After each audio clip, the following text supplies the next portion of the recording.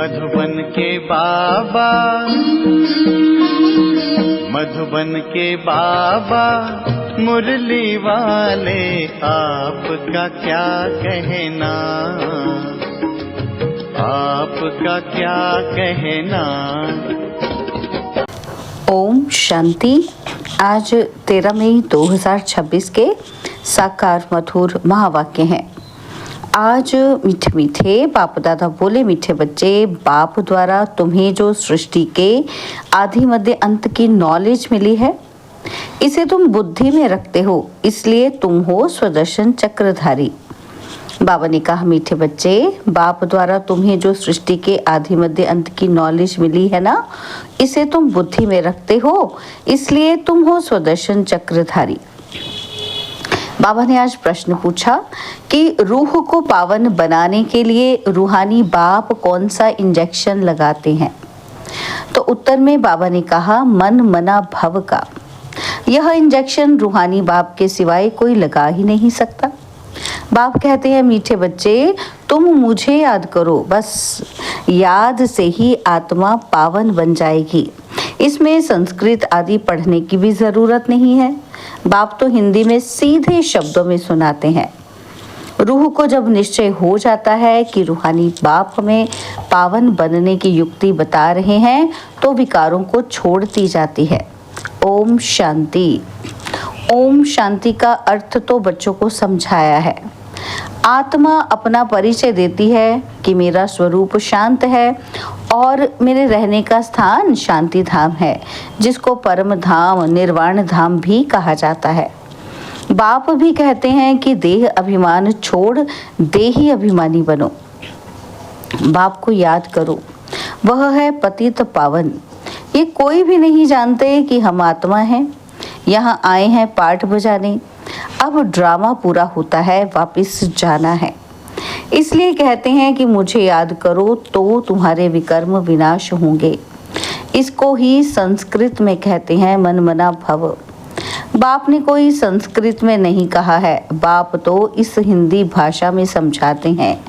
जैसे गवर्नमेंट कहती है कि एक ही हिंदी भाषा होनी चाहिए, बाप ने भी वास्तव में हिंदी में ही समझाया है। परंतु इस समय अनेक धर्म, मठ, पंथ होने के कारण भाषाएं भी अनेक प्रकार की कर दी हैं। सतयुग में इतनी भाषाएं होती ही नहीं जितनी यहाँ है। गुजरात में रहने वालों की भाषा अलग, जो जिस गांव में रहते हैं वह वहाँ की भाषा जानते हैं। अनेक मनुष्य हैं और अनेक भाषाएं हैं। सतयुग में तो एक ही धर्म, एक ही भाषा थी। अभी तुम बच्चों को सृष्टि के आदि मध्य अंत की नॉलेज बुद्धि में है, ये कोई शास्त्र में नहीं है। ऐसा कोई शास्त्र नहीं जिसमें ये नॉलेज हो। ना कल्प की आयु का ही लिखा हुआ है, ना किसी को मालूम है। सृष्टि तो एक ही है, सृष्टि का चक्र फिरता रहता है। नई से पुरानी और पुरानी से फिर नई होती है। इसको ही कहा जाता है स्वदर्शन चक्र। जिसको इस चक्र का नॉलेज है उसको कहा जाता है स्वदर्शन चक्रधारी। आत्मा को ज्ञान रहता है यह सृष्टि चक्र कैसे फिरता है, वह फिर श्री कृष्ण को, विष्णु को स्वदर्शन चक्र दे देते हैं। अब बाप समझाते हैं, उन्हों को तो नॉलेज थी नहीं। सृष्टि के आदि मध्य अंत का नॉलेज बाप ही देते हैं। यह है स्वदर्शन चक्र। बाकी कोई हिंसा की बात नहीं जिससे गला कट जाए, ये सब झूठ लिख दिया है। ये नॉलेज बाप के सिवाय कोई मनुष्य मात्र दे न सके। मनुष्य को कभी भगवान कह नहीं सकते, जबकि ब्रह्मा, विष्णु, शंकर को भी देवता कहा जाता है। जो बाप की महिमा है वह देवताओं की भी नहीं। बाप तो राजयोग सिखा रहे हैं। ऐसे नहीं कहेंगे कि बच्चों की भी वही महिमा है जो बाप की है। बच्चे फिर भी पुनर्जन्म लेते हैं, बाप तो पुनर्जन्म में नहीं आते हैं। बच्चे बाप को याद करते हैं, ऊंचे ते ऊंचा है भगवान, वह सदा पावन है। बच्चे पावन बन फिर पतित बनते हैं, बाप तो है ही पावन। बाप का वर्षा भी जरूर चाहिए बच्चों को। एक तो मुक्ति चाहिए और दूसरा जीवन मुक्ति चाहिए। शांति धाम को मुक्ति और सुख धाम को जीवन मुक्ति कहा जाता है। मुक्ति तो सबको मिलती है, जीवन मुक्ति जो पढ़ेंगे उनको मिलेगी। भारत में बरोबर जीवन मुक्ति थी, बाकी सब इतने मुक्ति धाम में थे। सतयुग में सिर्फ एक ही खंड भारत था, लक्ष्मी नारायण का राज्य था। बाबा ने समझाया है कि लक्ष्मी नारायण के मंदिर सबसे जास्ती बनाते हैं। बिरला आदि जो मंदिर बनाते हैं वो यह नहीं जानते कि लक्ष्मी नारायण को ये बादशाही कहाँ से मिली, कितना समय राज्य किया और फिर कहाँ चले गए, कुछ भी नहीं जानते। तो जैसे गुड़ियों की पूजा हुई ना, इसको कहा जाता है भक्ति। आपे ही पूजे फिर आपे ही पुजारी। पूज्य और पुजारी में बहुत फर्क है, उनका भी अर्थ होगा ना। पतित तो उनको कहा जाता है जो विकारी हैं। क्रोधी को पतित नहीं कहेंगे, जो विकार में जाते हैं उनको पतित कहा जाता है। इस समय तुमको ज्ञान अमृत मिलता है। ज्ञान का सागर है ही एक बाप। बाबा ने समझाया है कि यह भारत ही सतो प्रधान ऊंच ते ऊंच था, अभी तमो प्रधान है। ये तुम्हारी बुद्धि में है। यहाँ कोई राजाई तो है नहीं, यह है ही प्रजा का प्रजा पर राज्य। सतयुग में बहुत थोड़े होते हैं, अभी तो कितने हैं। विनाश की तैयारियां भी होती हैं, दिल्ली परिस्तान तो बनना ही है, परंतु ये कोई जानते नहीं है। वह तो समझते हैं कि ये न्यू दिल्ली है। इस पुरानी दुनिया को पलटाने वाला कौन है, ये किसी को पता नहीं है, कोई शास्त्र में भी नहीं है। समझाने वाला एक ही बाप है। अभी तुम बच्चे नई दुनिया के लिए तैयारी कर रहे हो, कौड़ी से हीरे मिसल बन रहे हो। भारत कितना सॉल्वेंट था, दूसरा कोई धर्म ही नहीं था। अभी तो अनेक धर्म हैं, अब रहम दिल बाप को याद करते हैं। भारत सुखधाम था, यह भूल गए हैं। अब तो भारत का क्या हाल है, नहीं तो भारत हेवन था। बाप का जन्म स्थान है ना, तो ड्रामा अनुसार उनको तरस आ जाता है। भारत तो प्राचीन देश है, कहते भी हैं कि बरोबर क्राइस्ट से 3000 वर्ष पहले भारत स्वर्ग था और कोई धर्म नहीं था। अभी ये भारत बिल्कुल पट आकर पड़ा है। गाते तो हैं कि भारत हमारा देश सबसे ऊंच था, नाम ही था हेवन स्वर्ग। भारत की महिमा का भी कोई को पता नहीं है। बाप ही आकर भारत की कहानी समझाते हैं। भारत की कहानी माना दुनिया की, इसको सत्यनारायण की कहानी कहा जाता है। बाप ही बैठ समझाते हैं। पूरे 5000 वर्ष पहले भारत में लक्ष्मी नारायण का राज्य था, जिनों के चित्र भी हैं, परंतु उन्हों को ये राज्य कैसे मिला, सतयुग के आगे क्या था और संगम के आगे क्या था, कलयुग। ये है संगम युग, जिसमें बाप को आना पड़ता है, क्योंकि जब पुरानी दुनिया को नया बनाना हो तभी मुझे आना पड़ता है, पतित दुनिया को पावन बनाने। मेरे लिए कह दिया है सर्वव्यापी, युगे युगे आता है तो मनुष्य ही मूंझ गए हैं। संगम युग को सिर्फ तुम जानते हो, तुम कौन हो बोर्ड पर लिखा हुआ है। प्रजापिता ब्रह्मा कुमार कुमारी, ब्रह्मा का बाप कौन, शिव, ऊंचते ऊंच, और पीछे है ब्रह्मा, फिर ब्रह्मा द्वारा रचना होती है। प्रजापिता तो जरूर ब्रह्मा को ही कहा जाता है, शिव को प्रजापिता नहीं कहेंगे। शिव सभी आत्माओं का निराकार बाप है, फिर यहाँ आकर प्रजापिता ब्रह्मा द्वारा एडॉप्ट करते हैं। बाप समझाते हैं कि मैंने इसमें प्रवेश किया है, उन द्वारा तुम मुखवंशावली ब्राह्मण बने हो। ब्रह्मा द्वारा ही तुमको ब्राह्मण बनाए, फिर देवता बनाता हूँ। अभी तुम ब्रह्मा के बच्चे बने हो, और ब्रह्मा किसका बच्चा, ब्रह्मा के बाप का कोई नाम है, वो है शिव निराकार बाप। वह आकर इनमें प्रवेश कर एडॉप्ट करते हैं, मुख वंशावली बनाते हैं। बाप कहते हैं मैं इनके बहुत जन्मों के अंत में प्रवेश करता हूँ, ये हमारा बन जाता है। संन्यास धारण करते हैं। किसका संन्यास, 5 विकारों का। घर बार छोड़ने की दरकार नहीं, गृहस्थ व्यवहार में रहते पवित्र रहना है।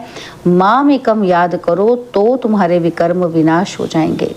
यही योग है जिससे खाद निकल जाती है और तुम सतो प्रधान बन जाते हो। भक्ति में तो भल कितने भी गंगा स्नान करे, जप तप आदि करे, नीचे उतरना जरूर है। सतो प्रधान थे, अब तमो प्रधान है, और फिर सतो प्रधान कैसे बने, सो सिवाय बाप के कोई रास्ता बता न सके। बाप तो बिल्कुल ही सहज रीति बताते हैं कि मामेकम याद करो। यह आत्माओं से बात करते हैं, कोई गुजरातियों व सिंधुओं से बात नहीं करते। ये है ही रूहानी ज्ञान। शास्त्रों में है जिस्मानी ज्ञान, रूह को ही ज्ञान चाहिए, रूह ही पतित बना है, उनको ही रूहानी इंजेक्शन चाहिए। बाप को कहा जाता है रूहानी अविनाशी सर्जन। वह आकर अपना परिचय देते हैं कि मैं तुम्हारा रूहानी सर्जन हूँ। तुम्हारी आत्मा पतित होने के कारण शरीर भी रोगी हो गया है। इस समय भारतवासी तथा सारी दुनिया नरकवासी है, और फिर स्वर्गवासी कैसे बन सकती है, सो बाप समझाते हैं। बाप कहते हैं मैं ही आकर सब बच्चों को स्वर्गवासी बनाता हूँ। तुम भी समझते हो कि बरोबर हम नरकवासी थे। कलयुग को नरक कहा जाता है, अब नरक का भी अंत है। भारतवासी इस समय रौरव नरक में पड़े हैं। इसको सावंटी भी नहीं कहेंगे, लड़ते झगड़ते रहते हैं। अब बाप स्वर्ग में ले जाने लायक बनाते हैं तो उनका मानना चाहिए। अपने धर्म शास्त्र को भी नहीं जानते हैं और बाप को ही नहीं जानते। बाप कहते हैं मैंने तुमको पतित से पावन बनाया था ना, कि श्री कृष्ण ने बनाया था। श्री कृष्ण तो पावन नंबर 1 था। उनको कहते भी हैं श्याम सुंदर। श्री कृष्ण की आत्मा पुनर्जन्म लेते लेते अब श्याम बनी है। काम चिता पर बैठ काले बने हैं। जगत अम्बा को काली क्यों दिखाते हैं, ये कोई नहीं जानते हैं। जैसे श्री कृष्ण को काला दिखाया है, वैसे जगत अम्बा को भी काला दिखाते हैं। अब तुम काले हो फिर सुंदर बनते हो। तुम समझा सकते हो कि भारत बहुत सुंदर था। सुंदरता देखनी हो तो अजमेर में देखो। स्वर्ग में सोने हीरे के महल थे, अभी तो पत्थर भित्तर के हैं, सब तमो प्रधान हैं। तो बच्चे जानते हैं कि शिव बाबा ब्रह्मा दादा दोनों इकट्ठे हैं, इसलिए कहते हैं बाप दादा। वर्षा शिव बाबा से मिलता है। अगर दादा से कहेंगे तो बाकी शिव के पास क्या है। वर्षा शिव बाबा से मिलता है ब्रह्मा द्वारा। ब्रह्मा द्वारा विष्णुपुरी की स्थापना। अभी तो रावण राज्य है, सिवाय तुम्हारे सब नरकवासी हैं। तुम अभी संगम पर हो, अभी पतित से पावन बन रहे हो, फिर विश्व के मालिक बन जाएंगे। ये कोई मनुष्य नहीं पढ़ाते हैं। तुमको मुरली कौन सुनाते हैं? शिव बाबा। परम धाम से आते हैं, पुरानी दुनिया पुराने शरीर में। कोई को निश्चय हो जाए तो फिर बाप से मिलने के सिवाय रह ना सके। कहें कि पहले बेहद के बाप को तो मिले, ठहर नहीं सकेंगे। कहेंगे बेहद का बाप जो स्वर्ग का मालिक बनाते हैं, उनके पास हमको फौरन ले चलो। देखे तो सही शिव बाबा का रथ कौन सा है। तो वो लोग भी घोड़े को श्रृंगारते हैं, पटका निशानी रखते हैं। वो रथ था मोहम्मद का, जिसने धर्म स्थापन किया। और भारतवासी फिर बैल को तिलक दे मंदिर में रखते हैं। समझते हैं इस पर शिव की सवारी हुई। अब बैल पर तो ना शिव की ना शंकर की सवारी है। कुछ भी समझते ही नहीं। शिव निराकार है, वह कैसे सवारी करेंगे। टांगे चाहिए ना जो बैल पर बैठ सकें। ये है अंधश्रद्धा। अच्छा, मीठे मीठे सिकिलदे बच्चों प्रति माता पिता बाप दादा का याद प्यार और गुड मॉर्निंग। रूहानी बाप की रूहानी बच्चों को नमस्ते। हम रूहानी बच्चों की रूहानी बाप दादाजी को दिलवाजान सिकवा प्रेम से नमस्ते। ओम शांति। प्यारे बाबा, मीठे बाबा, मेरे बाबा, शुक्रिया बाबा, शुक्रिया बाबा, शुक्रिया। धारणा के लिए मुख्य सार है। पहला पॉइंट है, बाप से जो ज्ञान अमृत मिलता है उस अमृत को पीना और पिलाना है। पुजारी से पूज्य बनने के लिए विकारों का त्याग करना है। और सेकंड पॉइंट है, बाप जो स्वर्ग में जाने के लायक बना रहे हैं, उनकी हर बात माननी है, पूरा निश्चय बुद्धि बनना है। बाबा ने आज हमें वरदान दिया कि अनुभव की विल पावर द्वारा माया की पावर का सामना करने वाले अनुभवी मूर्त भव। तो सबसे पावरफुल स्टेज है अपना अनुभव। अनुभवी आत्मा अपने अनुभव की विल पावर से माया की कोई भी पावर का, सभी बातों का, सर्व समस्याओं का सहज ही सामना कर सकती है और सभी आत्माओं को संतुष्ट भी कर सकती है। सामना करने की शक्ति से सर्व को संतुष्ट करने की शक्ति अनुभव के विल पावर से सहज प्राप्त होती है। इसलिए हर खजाने को अनुभव में लाकर अनुभवी मूर्त बनो। स्लोगन है, एक दो को देखने के बजाय स्वयं को देखो और परिवर्तन करो। एक दो को देखने के बजाय स्वयं को देखो और परिवर्तन करो। बाबा के अव्यक्त इशारे हैं सदा अचल, अडोल और एक रस स्थिति का अनुभव करने के लिए। बाबा कहते हैं अपने आप को चेक करो कि हर शक्ति का, हर प्राप्ति का और हर गुण का अनुभव है। अगर अनुभव की अथॉरिटी है तो कोई भी परिस्थिति अनुभव की अथॉरिटी के आगे कुछ भी प्रभाव नहीं डाल सकती। अनुभवी मूर्त कभी भी किसी भी परिस्थिति में अचल अडोल रहते हैं, हलचल में नहीं आते, क्योंकि सबसे बड़े से बड़ी अथॉरिटी अनुभव है। आवाहन करो कि जिस समय जिस शक्ति का वो सेकंड में सहयोगी बनेगी। अच्छा, ओम शांति।